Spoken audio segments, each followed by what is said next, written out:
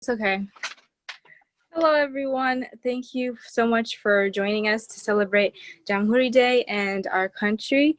Even though we're not there right now, we're still recognizing the significance of this day. So, my name is Stephanie Jetty.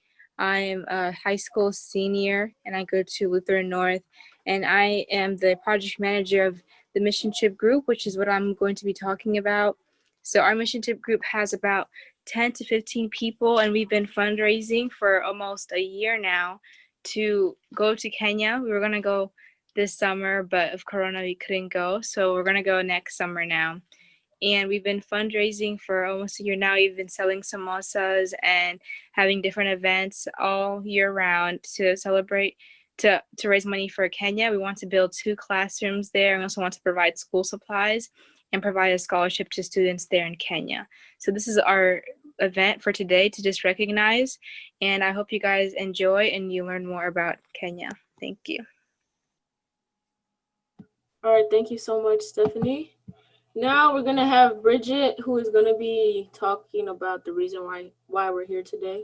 So Bridget. Okay, I'm gonna be shedding some light on anybody who may not know anything about Jamhuri or know very little. Let me share my.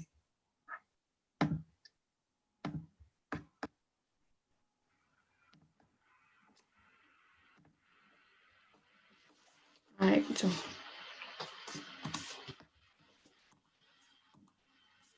A quote by Thomas Paine: "Those who want to reap the benefits of this great nation must bear the fatigue of supporting it." Which means, yes, if you want to support the nation, you have to accept the baggages that come with it and try to fix it. Jamhuri Day in Swahili is Swahili, which means republic. It is the day that for a long time Kenya had been colonized by Great Britain, like a lot of countries in Africa. And so they were fighting for their independence. And on December 12th of 1963, they attained that. And today marks the 57th year that Kenya has celebrated their freedom.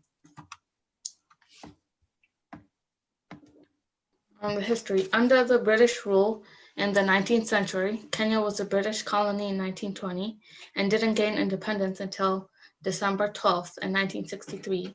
The Mau Mau was a militant African movement, a rebellion against the colonialism that originated in the 1950s among the Kikuyu people. They advocated violent resistance to British domination in Kenya. In other words, they wanted nothing to do with Britain.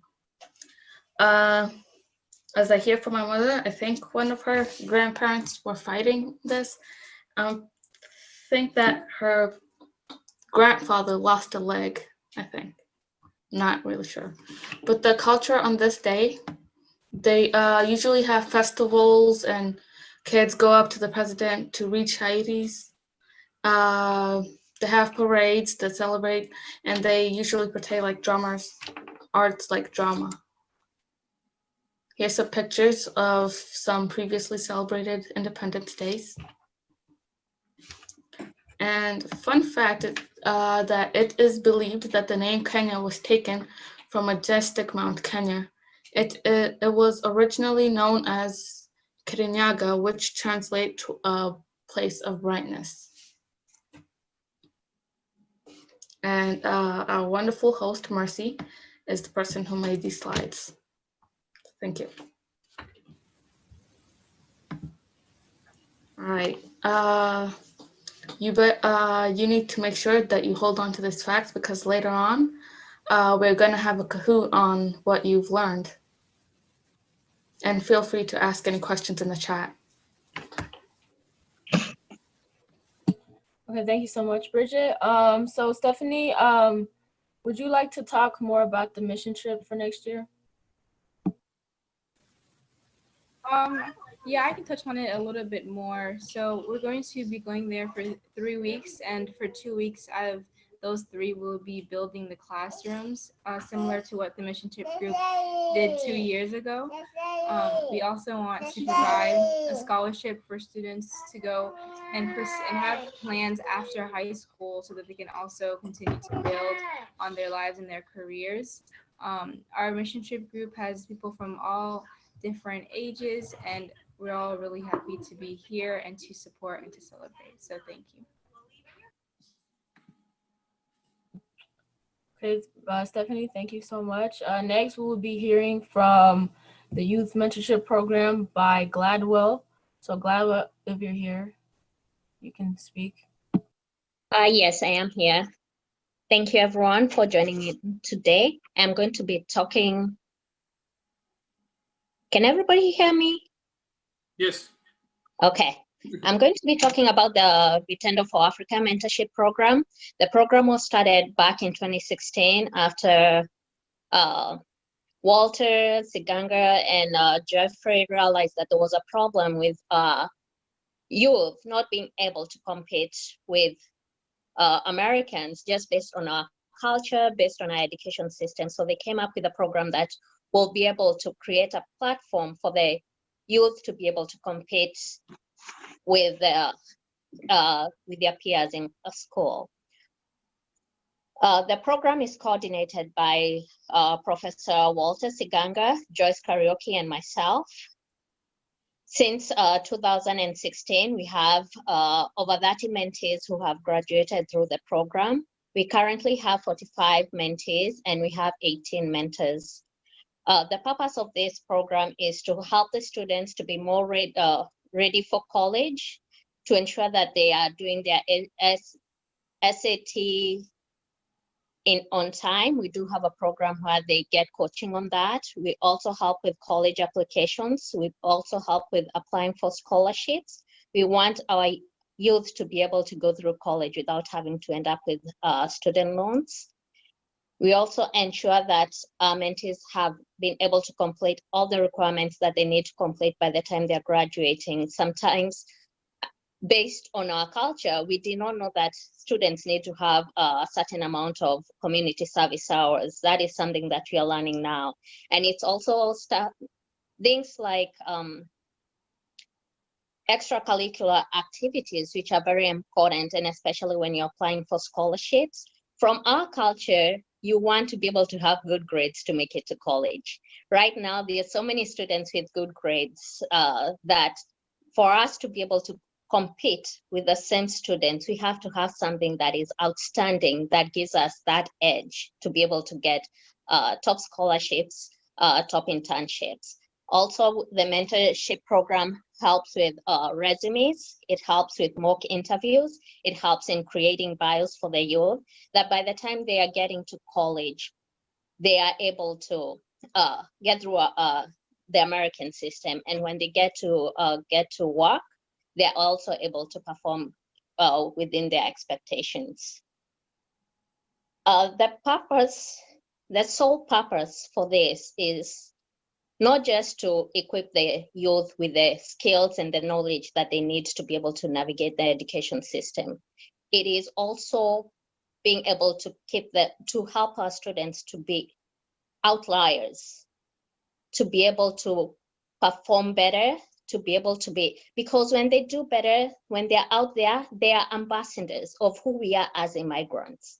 And when we equip them with the right knowledge and skills, we change the narrative of who we are as immigrants. It becomes a narrative of hardworking people who are here to change the country, unlike the narrative that is shared about immigrants. We hope that you're going to continue supporting this program, and we look forward to hearing from you. Thank you. Thank you so much, Gladwell, for that information. Next, we will be hearing a poem from Wendy Waniki. So Wendy, whenever you're ready.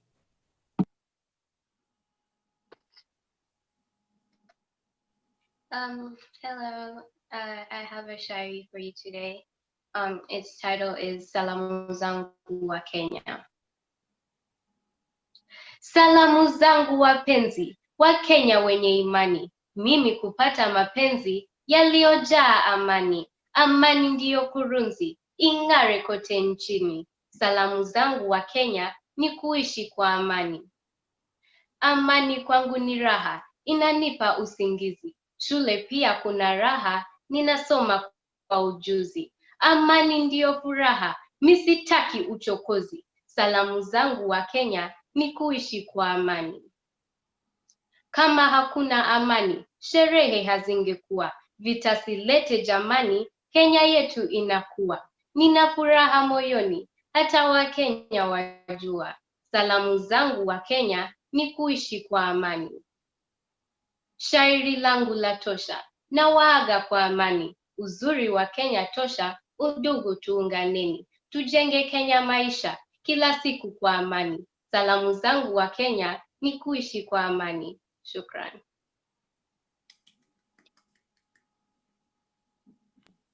Thank you, Wendy. That was beautiful. Now, Jeff, I would like to hand it over to you now. All right. Thank you so much. I appreciate that. Especially that great work from Wendy. That was powerful. I feel like I need some more Swahili class. Yeah. But I think I wanted to take this opportunity first to invite our guest and appreciate you all for joining us. Thank you also, Gladwell, for that great introduction. I see, okay, I'm gonna respond. Okay, so for now, I will invite our guest speaker. We have two guest speakers, and like I said, Julius, when the ambassador is able to log in, let me know because I may miss out here. We have two great speakers, guests from Kenya Embassy, some people that are great people that I've worked with for a long time. And I appreciate, because every time I ask a question, I reach out to them, they're always there to respond and ask me whenever people are asking passports, requesting about any travel, emergency travel documents. I can't say any better word to say how much I appreciate your great effort and the great services you provide in that embassy office. I think for now, I'm going to invite the first speaker to be Julius Bagoret. He's a Minister of Counselor at the Kenya Embassy. And after that, we're going to have our Immigration Attaché, Mr. Ndegwa, to join us. Go ahead, Mr. Julius. Thank you, Geoffrey. I have the pleasure of actually informing you that we have our ambassador. Oh, good. Just joined in. So protocol demands that, is our lead. And I cede the ground to him. If there are any questions thereafter, myself and Mr. Ndegwa, and also we have our immigration attaché based in LA. So it's good. We have a big team here. So thank you. I hand over to you so that you can invite Balozi officially. Thank you. Oh, what I have for him. Ambassador David Gachero is currently the Deputy Chief of Mission at the Kenya Embassy, Washington, D.C. He has been the Deputy Chief of Mission since August 2015. After 30 years of career in the private sector here in the United States, he has spent the last 4 years concentrating on pushing foreign direct investments into Kenya. Ambassador Gachero has over 20 years of significant impact on healthcare system in USA and Africa, and as a professional, as a private consultant to healthcare corporations. His success spans technology in medical imaging, sciences, IT system analysis and design, pharmaceuticals and health commodities, supply chains, and enrichment of programs to improve individual skills and empower employees, professional enrichment, career incorporating philanthropy, both on family and society, currently giving back to his country, supporting the Washington, D.C. Embassy mandate on economy, political, and consular services as a Deputy Chief of Mission. Allowed to welcome our great speaker today, or guest today, Ambassador David Gachero. Welcome. Thank you very much, Geoffrey, and thank you very much for inviting us. I want at the headset to apologize for differences in the time zone. We were targeting 5 p.m. Eastern Standard Time, and we all got mixed up. But I want to sincerely thank you, Geoffrey, for inviting me. I'm encouraged, especially with the poem of the children, and to let you know that as we met in 2018 with the youth team, I can see now most of them have grown, and it's an inspiration for them to see how they have kept out the process. Unfortunately, despite the COVID-19, which has locked everybody out, it's good to know that they are still planning to go to Kenya next year. The embassy will look forward to supporting them and encourage them. As you are aware, the government of Kenya is very strong on youth. 75% of our population are young people. We know by 2050, Africa will have the largest workforce, all people of the world workforces. And our stability of our governments is a function of how we manage our youth at this time. So what you are undertaking right now is very noble, is very supportive, and the embassy is there to support you. I want to sincerely apologize. Balozi could not, our ambassador couldn't make it today. We had conflicting programs throughout the afternoon, and that is why we were only able to come for a few minutes. I want to encourage the youth, and there are questions they asked about how do you become an ambassador when you are a diaspora. For mine it's a special case. I got employed here in 2015. Initially, I was engaged in consulting services to the embassy, but I'm not a career diplomat like my colleague, Minister Julius Bagret or John Degwa. I'm literally a political appointee. So for those looking for career, you may have to be employed from the Ministry of Headquarters in Nairobi as a cadet, and you move up the process. If you are lucky like me, a political appointment, there is a requirement by Vienna Conventions where you may have to, if you're an American citizen, you might not be able to forfeit your papers to become an ambassador. So that's one thing, that's one caveat that you've been cognizant of. So as per Vienna Convention, the US State Department does not allow their own citizens or their own residents to be diplomats of other countries. But in all, you can always forfeit your papers and get them back after you finish. The other, I just also want to encourage the youth and encourage them to reference our website. We keep updating our website. We keep encouraging people to register with our website so they know what's going on. Most important is to also educate our fellow Kenyans. We get a lot of phone calls on issues that we can always share or people can always reference the website. We encourage the youth who are more social media savvy to encourage to look at our website, and sometimes maybe even teach our older parents on how to use the website. So this will really minimize a lot of issues and phone calls that usually come through to us. Most of the questions that my colleague John and Mr. Julius will follow up with you. I just want to take this opportunity to thank you and to let you know, stay safe. We are happy that today the first vaccine Pfizer has been approved.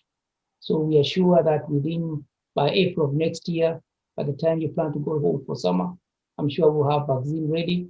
So you have nothing to worry about. Probably by that time, most of you will be vaccinated, you'll be safe. We have one more vaccine by a company called AstraZeneca, which is more portable or more appropriate for our region in Africa. There is mass production in India right now ongoing at the Bill Gates Foundation, and those are the vaccines we are hoping will be able to be available in Africa.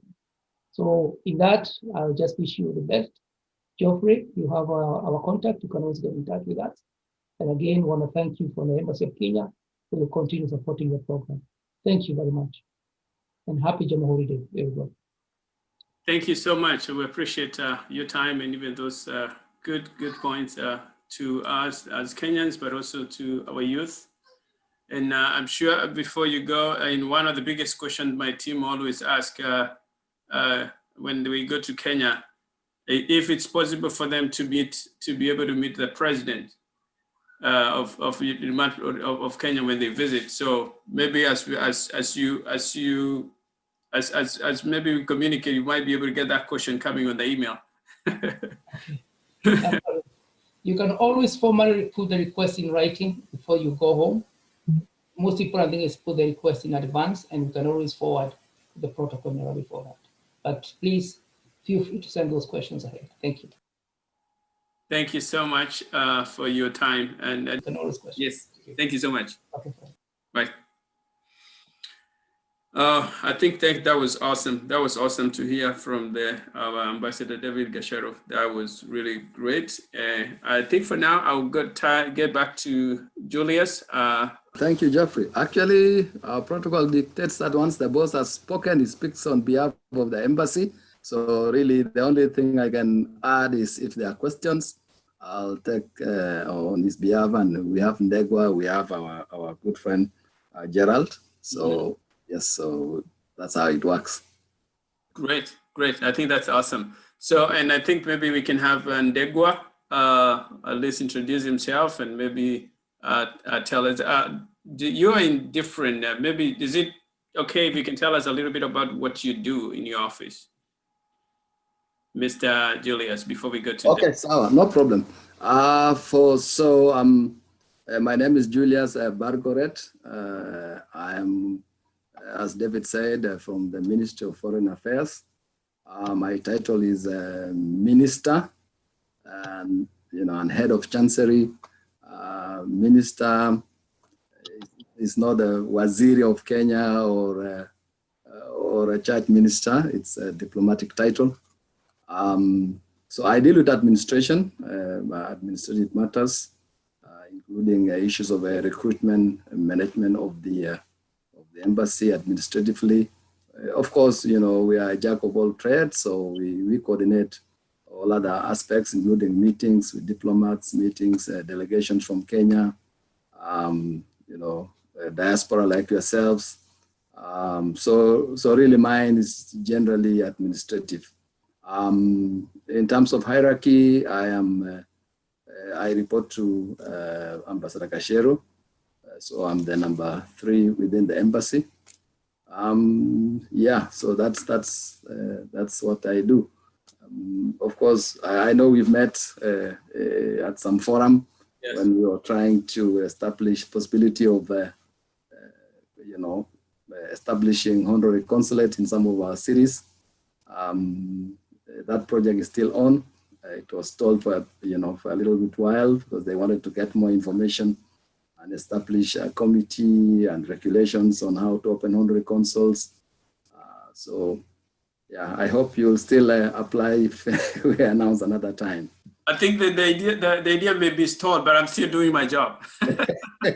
What you are doing, as I remember, I told you in that meeting that you're already actually doing what an honorary consul is doing, and we thank you for that, sacrificing for your country and mentoring these young people. Yeah. It is very heartening, that's very good what you are doing. Maybe only one word, since you encouraged me to speak, to amplify what Ambassador Gachero said. What you are doing to link the young generation back home, probably one of the best things you could do for your families, because our concern is we are losing that touch. The subsequent generations, when they lose touch with their home, it impacts in many ways, including remittances. Mr. Ndegwa, and Mr. Gerald, they are very very sensitive to that, because we need that remittance, And so our fear was the subsequent generations, if they lose that touch with home, then it means they might not even be sending money like you and I, our generations. We send a lot of money to Kenya. In fact, I read a report recently that in spite of the COVID, Kenya was the only country in sub-Saharan Africa whose remittances was actually going up in the few months of COVID. And that speaks a lot about our our attachment back home. So let me not add too much to that. Maybe, since this is the embassy forum, you might wish to invite Ndegwa and our colleague from LA just to introduce themselves and take the questions. We'll all take the questions. Thank you, Geoffrey.